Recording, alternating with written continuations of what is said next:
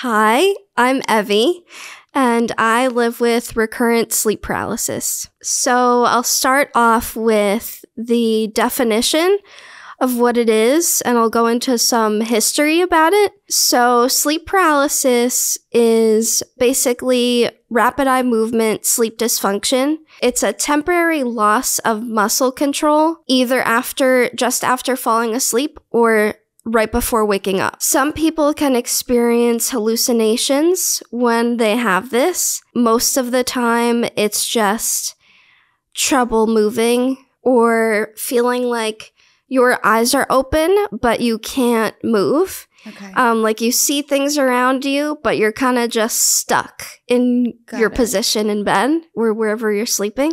My experience, I have hallucinations with it. It's rare that I have it without, but it can happen sometimes. And whenever I hear that term, I immediately think, okay, you wake up, you open your eyes, and you see a dark figure in the corner of your room, and you cannot move. We'll get into that. That is so scary. Yeah. And also, I feel like, too, if you don't know you have it, it's like, okay, am I waking up and am I seeing a demon? Yeah. Or even like, am I waking up and is something actually wrong? Am I actually paralyzed? Yeah.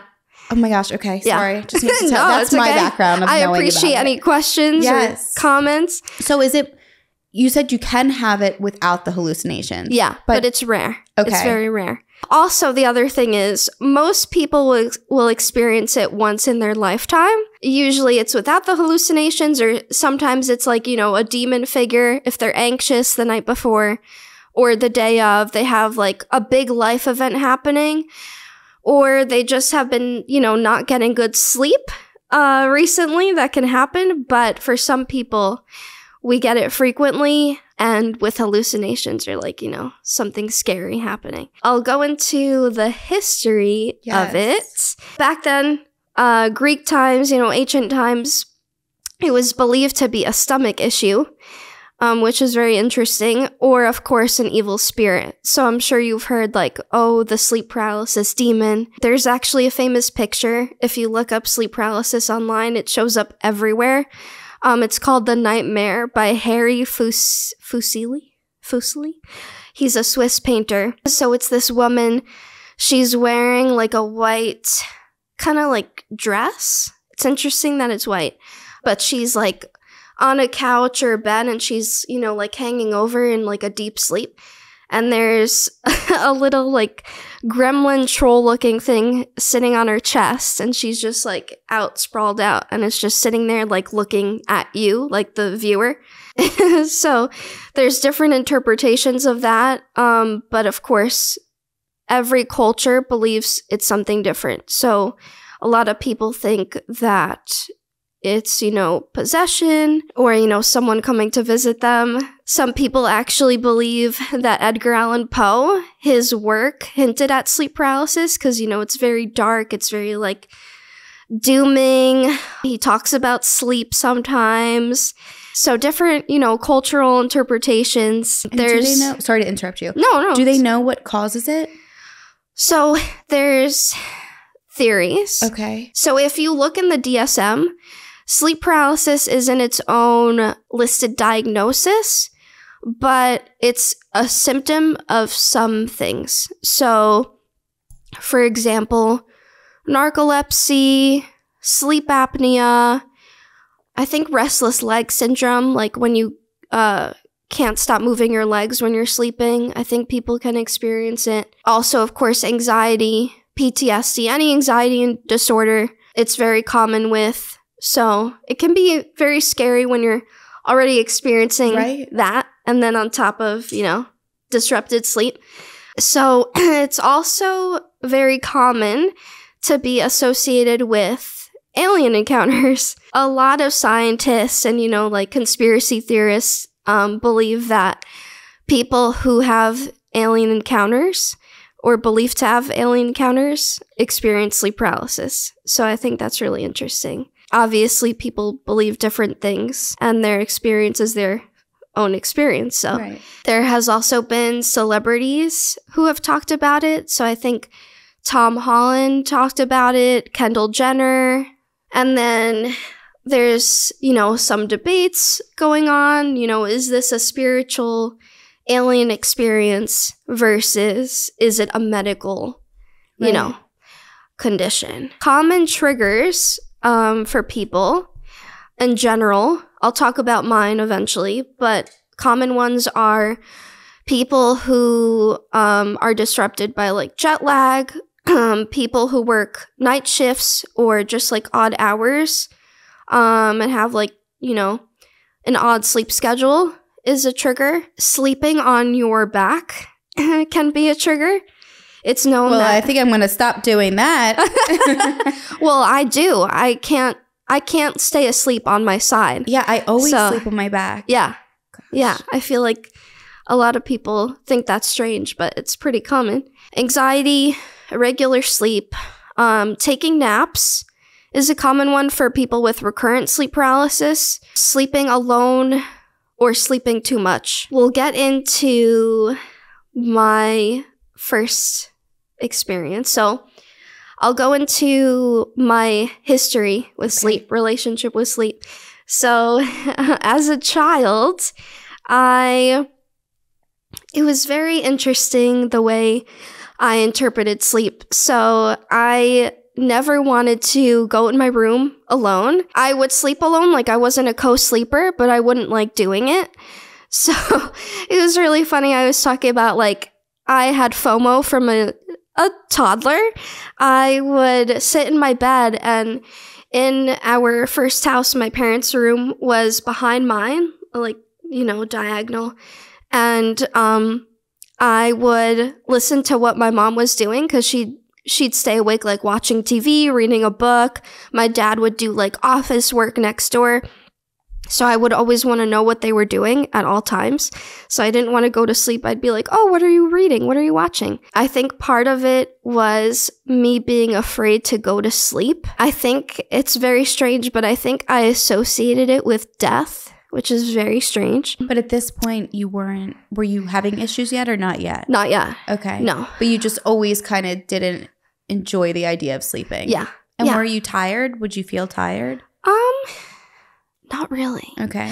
If I was, I would keep myself awake with my thoughts. Okay. So, yeah, I don't remember as a kid feeling that tired. Now is a different story, but as a kid, I think that like the anxiety and the thoughts would just keep me awake. So, yeah, I would, and content warning, because I'll talk about death a lot, funerals, wakes. For me, I thought it was a weird connection between, okay, going to sleep is laying down with your eyes closed, and you're essentially dead for like 8 hours. Okay. That's what I thought in my brain as a child, which is very weird. And just some part of me always had a fear that like I'll go to sleep, or my parents will go to sleep and we won't wake up, because that's what sleep is. Like your body is just limp for that amount of hours, and I guess that scared me. I was like, what can happen? Like, and the thought of dreams also weirded me out. Like dreams, space, all of that stuff creeped me out from a very young age. So my family would talk about like, oh, I had this dream the other day. And I remember thinking like, I don't remember any of my dreams. Like I couldn't remember, the last time I had a dream, which could be because of my age. Like I was very young. But the concept still kind of freaked me out. So eventually I started being able to go to sleep, not have that issue. My parents were very diligent about making sure like I went to bed, not knocked on their door or anything. Obviously not in a bad way, but they helped me out with that. I remember a few times where it started happening where I would wake up and I was paralyzed, but I didn't know what it was. Like I'd open my eyes, but I couldn't move. And I felt like muscle weakness. Even after I woke up, I was like, that feeling when you try to squeeze your hand tight, but you couldn't? I would get that a lot. And how old were you at this age? As early as I could remember, probably 4 or 5. Okay. So you would wake up. Was it morning time or was it in the middle of the night still? Morning time. Okay. Yeah. And your eyes could see around you, but you physically could not move. Yeah. Like I could see my room. I could see daylight. And you can't move your head either? No. Okay. So just the eyeballs. Yeah. Got it. But it was a certain point where I got used to it. Like I thought, oh, this is a normal part of waking up, which could have contributed to why I didn't want to go to sleep. But I didn't know at that age, like, hey, this is not, the most normal thing to have. Do you remember how long this would last? Or like what it felt like? At then, I don't think it was that long. Okay. It wasn't scary enough to where I'd tell my parents. Like I'd tell them like, hey, like I have that feeling where like I can't, close my hands or I feel really weak. But I don't think it was that like concerning to me. I think it was just interesting. Right. And if it was something that you were dealing with even before that, but maybe at this age you kind of started realizing. Yeah. Maybe you just, like you said, you kind of thought it was normal. Yeah. There came a certain point where, and I remember this clearly, if I had other ones at that early age, I can't remember. There was only like a few instances where I can remember. There was one time where this was in the middle of the night and it's not scary. Like this one isn't scary. This one's pretty innocent. I mean, it might be scary to some people, but at that point I wasn't scared. I was just like, that was weird. I remember opening my eyes. Well, at least I thought my eyes were open. It was nighttime. I had this like dresser next to my bed on the left side. I saw like a kind of like a spotlight, like a little tiny light shining on the top of my dresser, and I had some dolls and like a Toy Story kind of figurine set. And I remember seeing them starting to like move and, kind of like talk a little. Hold on, you woke up in the middle of their party. Yeah, right? And I was like, okay. I remember waking up the next morning and I was like, maybe I imagined that, but it felt pretty real to me. So would that be considered a hallucination? I don't know. So it could have been that. It could have been a dream. Yeah. You didn't know. I just remember feeling like this was really real. Okay. Like I woke up the next day and I was like, that was not a dream. So, right. But it still didn't scare me. I was like, that was interesting. Okay. Which is weird for a child with like, really bad anxiety. Something like that should have probably scared me, but it didn't. So then we moved into a new house and my eyes have always been weird at night. So I can't sleep in a room if it's completely dark because my eyes just like bug out. Like I feel really weird. So I have to have some kind of like night light or like open the blinds slightly so light can come through.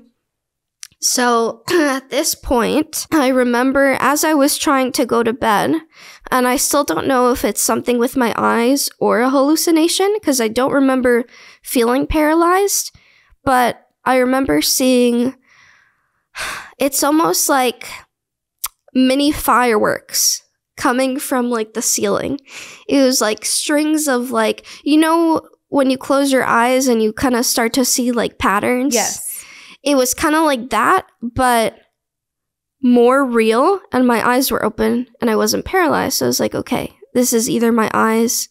I don't know. Just something to keep in mind. I thought that was interesting.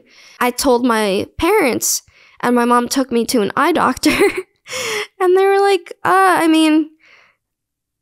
you have, at an early age, I wore glasses, so, I had some issues with my vision, just like not perfect vision, but there was nothing like physically wrong with my eyes. And eventually I somehow grew out of it and don't have to wear glasses anymore. So there was nothing like wrong with my eyes, but I just remember feeling like so distracted by it that I couldn't go to sleep. So then as I continued to get older, high school came around and that is just a nightmare because in terms of sleep schedule, we expect young people to, wake up super early before the sun even rises and then go to school, expect to focus for that many hours.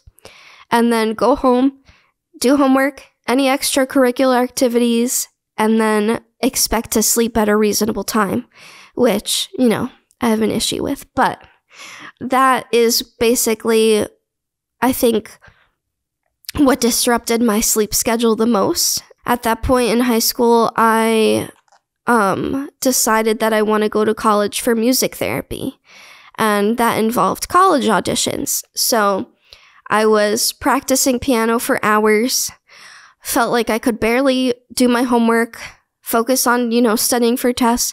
So it was a lot. I'd be up pretty late and I'd wake up pretty early.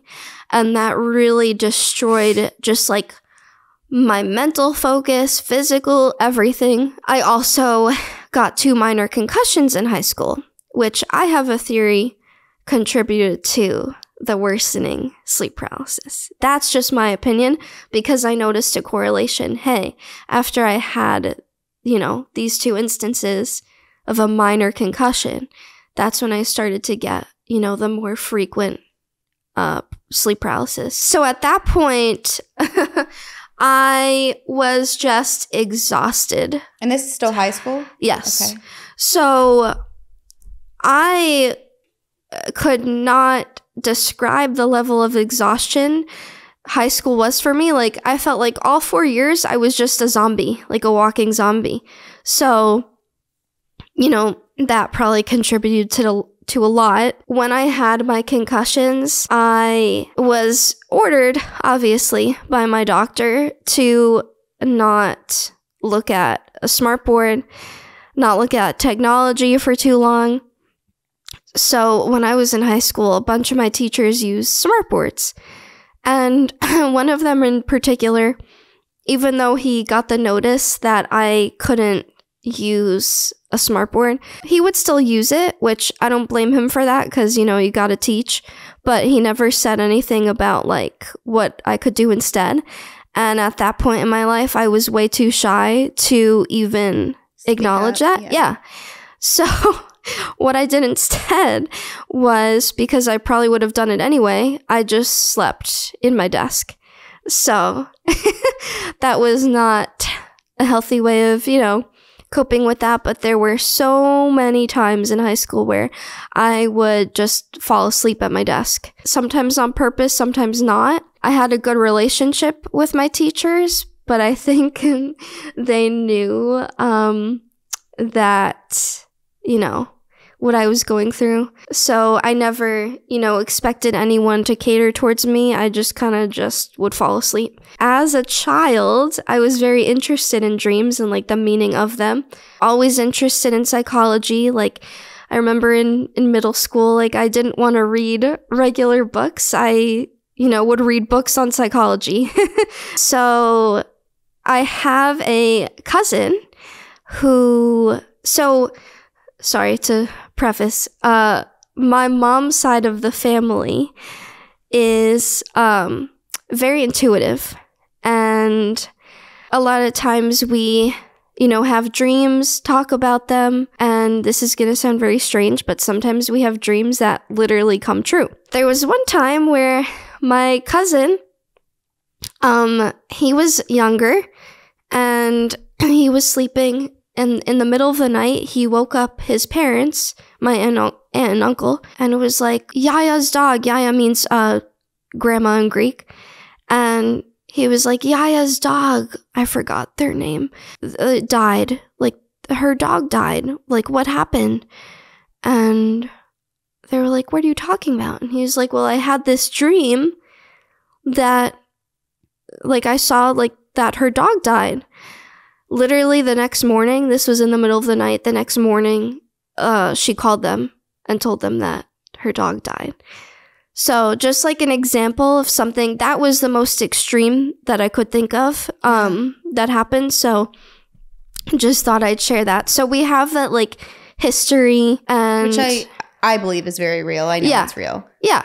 That's crazy. So that's the thing, like when I say like everyone has their interpretations, that's what I mean. Like, I respect all of that and I believe all of that. I just, you know, just to each their own. Yeah. Also, a little disclaimer, when I say hallucination, I mean that very loosely, just in the way that, so I'm a social worker and my last job was working with people after their first episode of psychosis, so a lot of schizophrenia spectrum diagnoses. So I have the privilege of knowing that when I wake up, like I'm not gonna, hallucinate or see anything. So I just wanted to call that out. Like I'm sharing my experience knowing that like it's not like an actual hallucination. It's just what I experience, and I want to respect people that, deal with that on a daily basis. So I just wanted to call that out. But so we'll go into my first experience. Content warning, death again. I had to go to my first funeral. This was my aunt through marriage, her dad. So it wasn't my grandpa, but he was like a grandpa to me, because I saw him all the time. Like he was very involved in my life. So I went to this wake and the funeral. It was very sad. And I was either 11 or 12. That night, I went to sleep. And at this point, my dad was downstairs sleeping on the couch because he falls asleep on the couch a lot. And my mom was upstairs sleeping. And in the middle of the night, I remember having an episode, but this time it was my first hallucination. So I opened my eyes. My room is the same. Like my room is my room, but it's just darker and more of like an eerie feeling. So it's almost like I describe it to my friends as like, picture like the set of like a horror movie where you just like, you have a room, but you add stuff to it to make it scary. So I opened my eyes. Well, at least I thought I did. I was paralyzed and I saw black smoke just like trickling up from the foot of my bed, like up to my face, just like covering me. And I couldn't breathe. Like I was like, felt like I was gasping for air. So that lasted for like realistically a few seconds, but to me it felt like forever. I gained consciousness. I woke up. I ran to my mom's room and I was when you wake up, it's kind of like you're snapping out of that trance. Yeah. And then you can. Yeah. Okay. Yeah. My heart was beating fast. Like it felt very real. So I woke up, I ran to my mom's room and I was like, there's a ghost in my room. Like something tried to choke me. Like I felt like the black mass was like trying to choke me. And she's like, what are you talking about? Like she was like concerned, but also not too concerned because I think she knew that like I was anxious. It was, Or like maybe she thought it was a bad dream. Yeah, exactly. And she like knew that I was anxious about the funeral. His death in general was tough, but one of my triggers in general, anxiety, sleep paralysis, is funerals. Seeing an open casket specifically. So that was my first experience. And then, sorry, I'm kind of going back and forth here. So I talked about high school. At that point, it didn't happen for a little while. And then I got to high school. All that happened with the concussions, the stress. And then it started happening more frequently. So I'll get into some of that. And when you say more frequently, how often would you say it was happening? Sometimes every 2 weeks, but on average, I'd say like once a month. Okay. So not too frequently. But more than it was before. Yeah. Okay. Yeah. And maybe before it was more like induced from anxiety or stress, but now it was kind of just like more random. Yeah. Okay. Hey guys, quick commercial break here.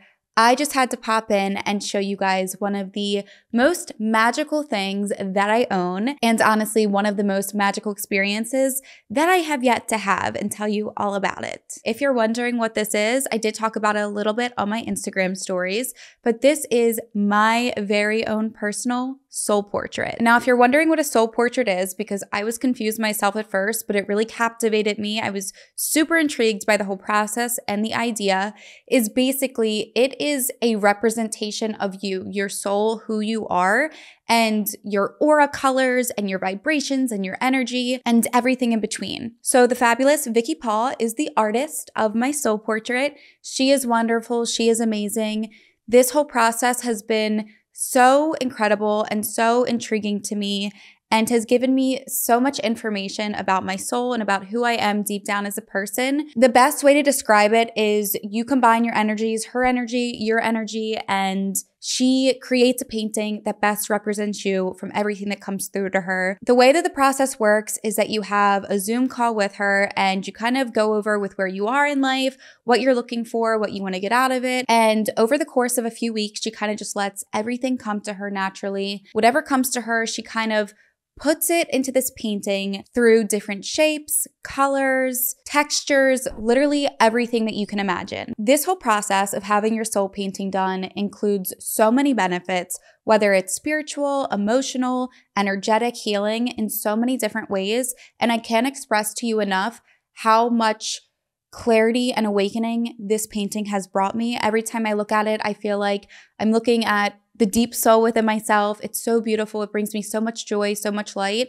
And I am so, so happy with the way that it turned out. And for me, honestly, the most exciting part about it was that you have no idea what your painting is going to look like until it's completely done. She basically goes through every single layer. Like when you look at this painting, you might just think, oh, it was done in one sitting.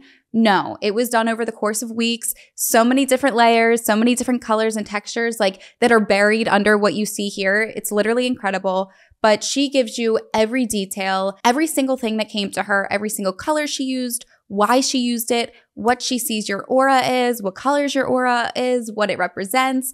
So much information. It's literally crazy. When I had my last and my final call with her about my soul painting, I was so shocked and overwhelmed in the best possible way by how much information that she gave me, by how beautiful my painting was. And like I said, I feel like the energetic healing and the energy that comes from this painting is literally never ending. So if this is something that you would be interested in learning more about, I'm going to link Vicky's website down below, as well as her Instagram, and you can reach out to her directly if you have any questions or if you want to see other soul portraits that she has done, because they are all so beautiful. I love them all. I will literally scroll through the website and be like, this is so gorgeous. This is so beautiful. Like I want to see the person that matches the soul portrait. It's a whole experience. It's like, I can't even explain it. But anyway, if you guys have any questions for me and my experience down below, or any just questions that you have about it, you can comment down below. You can message me on Instagram. I'll answer as many questions as I can, and I'm sure Vicky would do the same. But anyway, thank you, Vicky. If you're watching, you're amazing, and I love my paintings so, so, so much. But anyway, I hope you guys enjoyed hearing about my soul portrait. And now back to today's episode. Yeah, so I remember the second time, this was in high school at this point, that I can remember like a vivid hallucination. I opened my eyes. At this point, I think I was falling asleep because it was nighttime. So I was about to fall asleep. And this one's weird. So sometimes when I have a hallucination, things in the room get replaced by what I'm seeing. So this time it was, I have a TV right in front of my bed, not right in front, but on the wall in front of my bed. And the TV became this like old portrait painting kind of thing of this woman with blonde hair in like a bun style with like a blue dress looking to the side. And I was like, what am I looking at? I remember thinking while I was looking at it, I was like, what is this? Like, who is this?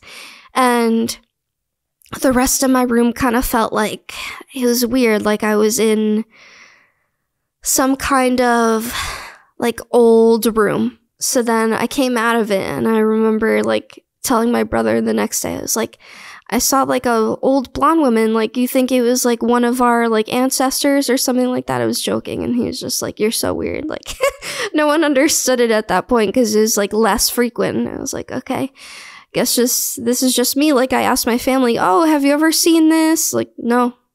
And that's the interesting part, because it can be genetic, but I don't remember anyone telling me of any experiences. I think maybe my dad, like, maybe once woke up and was, like, paralyzed, or maybe my uncle, but they didn't talk about, like, hallucinations or anything. So at that point, I was like, okay. So I'll go over the different types of hallucinations. So first one is intruder with sleep paralysis. It's a dangerous presence or person in the room. And then there's chest pressure hallucinations, which is basically like that choke feeling, like the feeling like I was being choked, like couldn't breathe. And then there's vestibular motor, which is feelings of movement, such as flying or out-of-body sensations.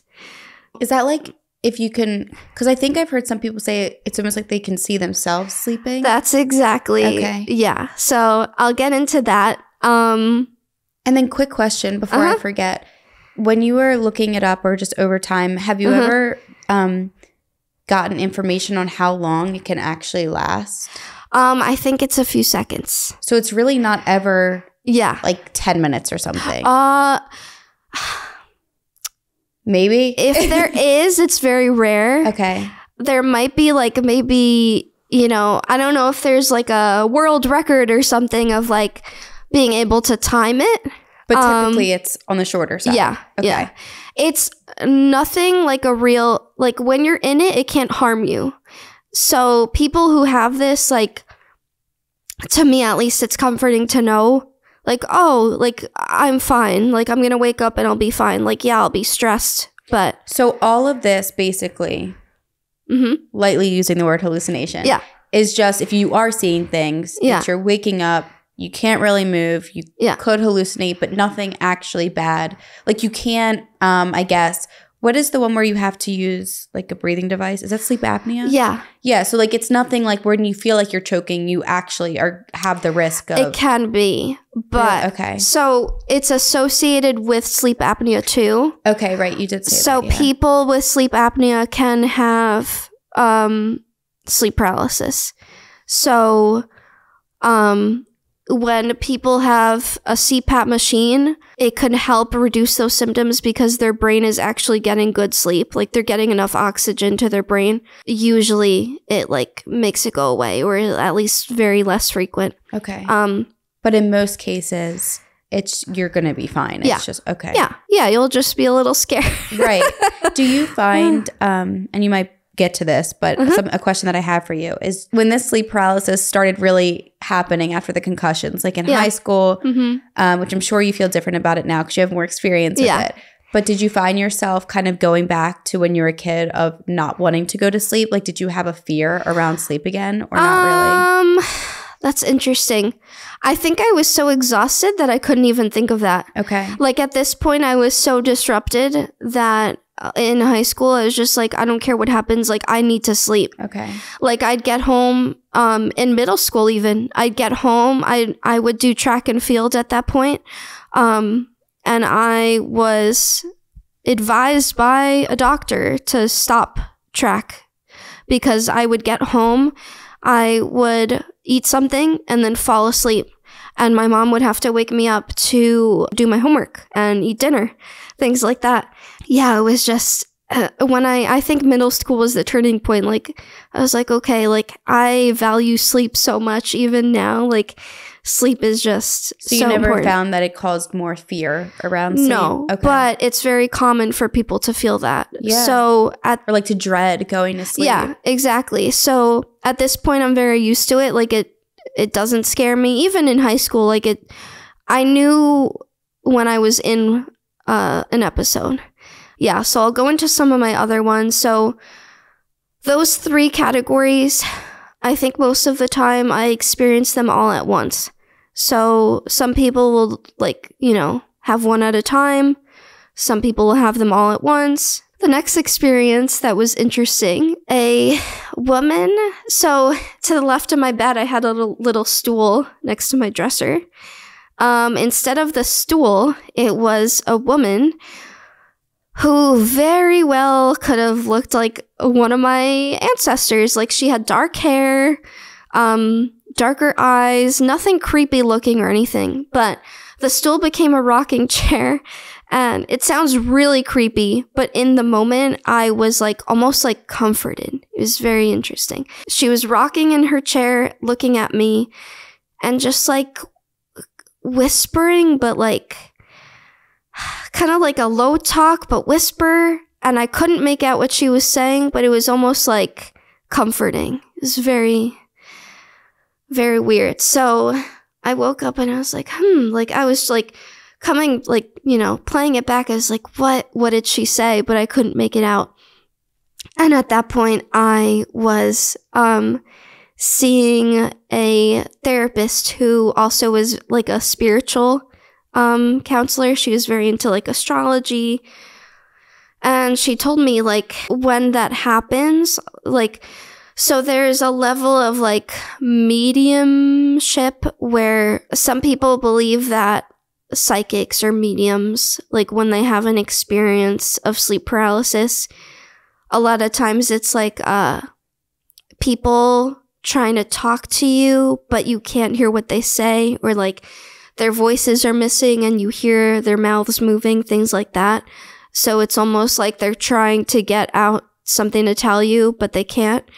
Very, very interesting to think about. And so she told me that, and she was like, have you ever thought that, you know, it was someone trying to communicate with you? And I was like, maybe. Yeah, I'm open to that, but I'm not getting anything from it. Like, I can't go and tell someone, hey, this person wanted me to tell you this, or this person who's crossed over, you know, wants me to tell you something. Like, I never, like, had that, you know, gift.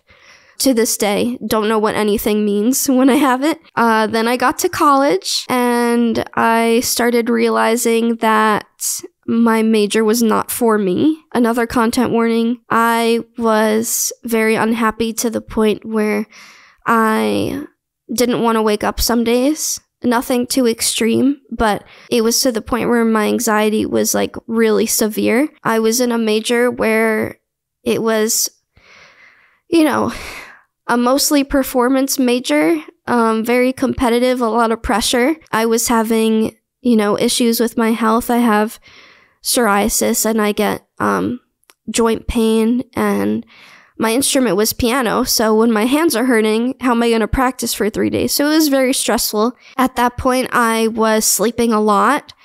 I felt like I had to take naps in the middle of the day, which is one of my triggers. At one point, so I went to a Christian college and I had 2 roommates in a forced triple. So it was 3 of us in a room that was supposed to be meant for 2. So our beds were all like facing each other.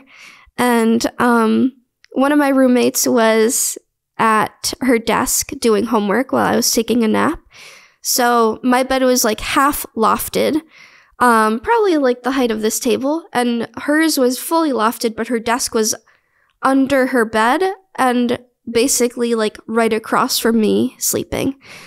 So she could see me sleeping if she wanted to. Like if she looked up and saw me, like she'd see me. I was taking a nap and she was doing homework. She had her lamp on, but the main light was off. And then all of a sudden I started to feel, so when I have an episode,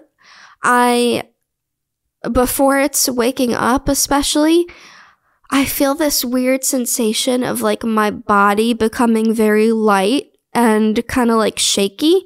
And it's almost like a wave of like air surrounding me.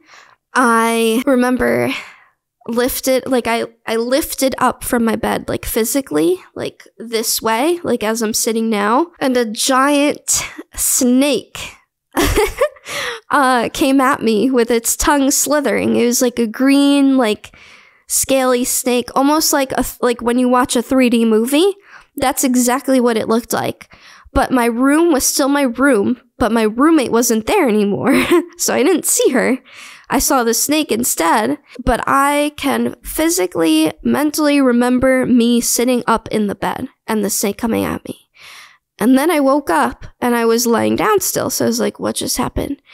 And so I asked my roommate, I was like, Emily, did you see what I looked like just now? She was like, no, like, I'm sorry, like, I was doing homework. And I was like, oh, I've never had it with another person in the room. Yeah, because I was going to ask you, I wonder if in those moments, like, if your eyes are actually open. Yeah. Or if you're, you know, to the outside world, you're just laying down sleeping. Yeah. But you don't know. Yeah. I think they are technically open. Okay. But the sensation of lifting up, I don't know if that's real. Because I feel like you need to start recording yourself me. at night. I know. And just see. Yeah.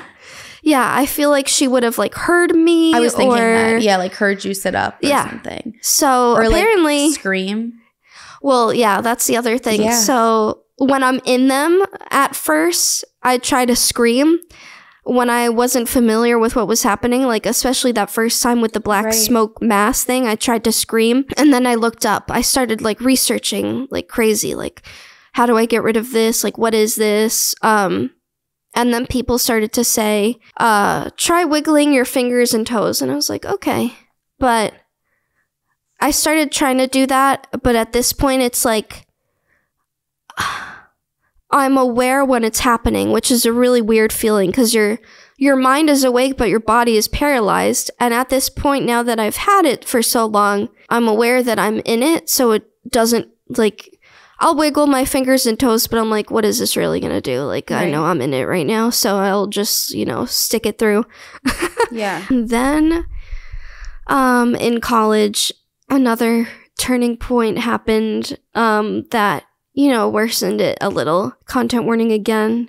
Gun violence I'll be talking about. So I went to college in Nashville, and while I was in my sophomore year, I had a classmate lose her life from the Waffle House shooting. So that was something that was, I'd say, pretty traumatic for all of our community. What was that? What happened with that? So it was in the middle of the night. I think it was like 2-3 a.m. in April. This man, he basically got out of his car. I think he was like half naked with a big gun. I don't know what kind of gun it was, but he started shooting. It was at a Waffle House. He started shooting in the parking lot. He killed a few people in the parking lot.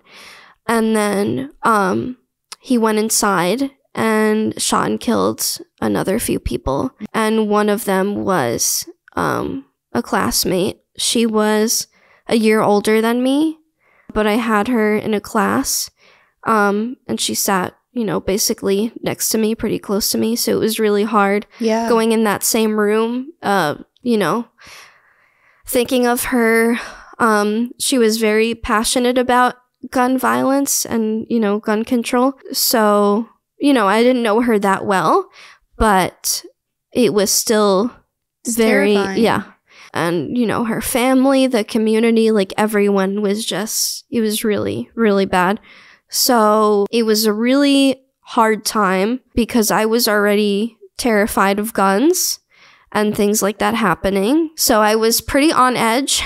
I remember like the day after I saw someone walking around campus with what I thought was a gun. So I literally like called campus security because, you know, it could have not been a gun, but I was just so on high alert that I was like, I don't want this to happen again. That started, you know, contributing to it. And at this point, I was living with my best friend in an apartment style dorm. So I asked her, I was like on the phone with her the other day. I was like, what would you describe me like the day of when I have an episode?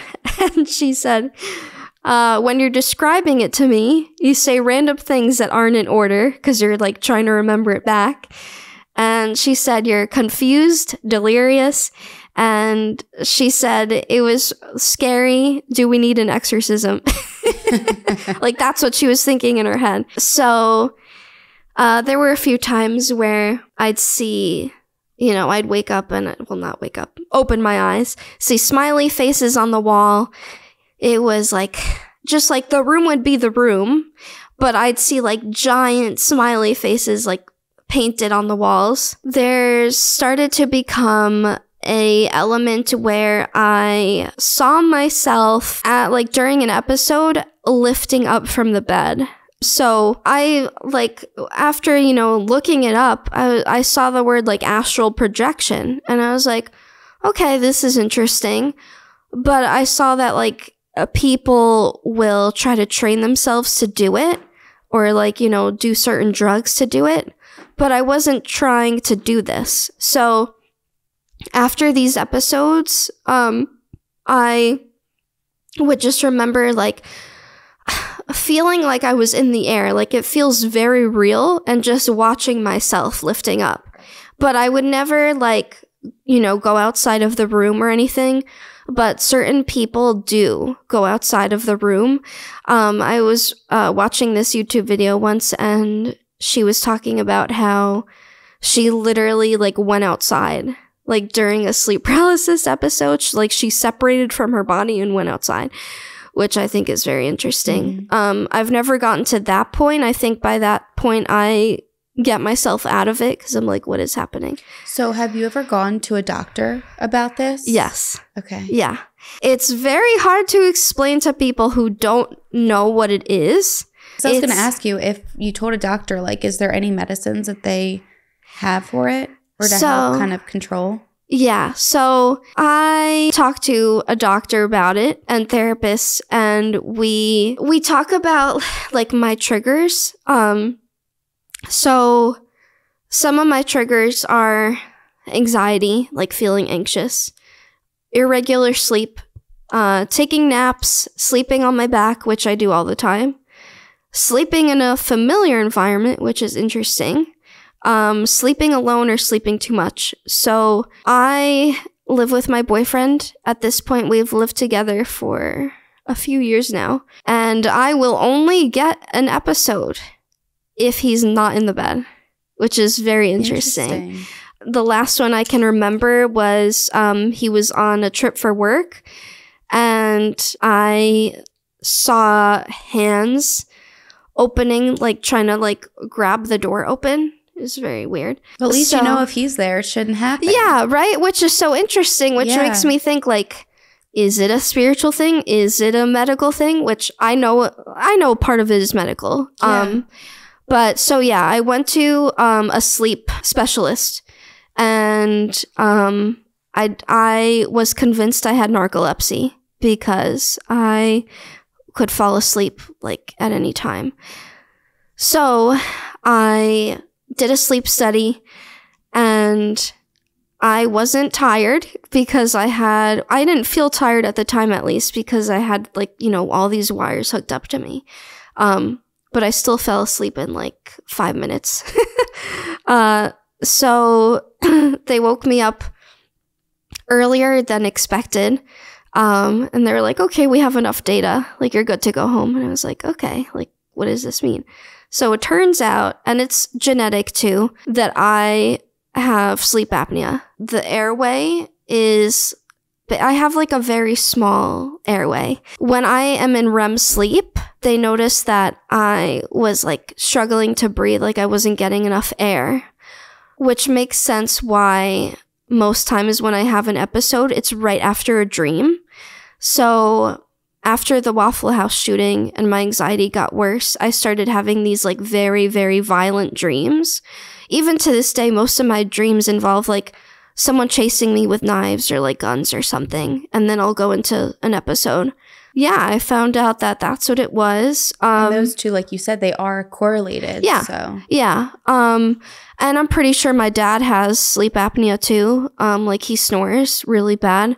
So I think that's partly genetic, but it's just interesting that he doesn't have the paralysis with it, at least that he can remember. Now, basically, I look at it as more like when I have an episode, I pay attention to my body and, you know what, that I need more sleep. I know that I have been anxious. Something has been bothering me. You know, it's it's just something that I pay attention to. Some people obviously are very affected by it. Like, it could be very scary.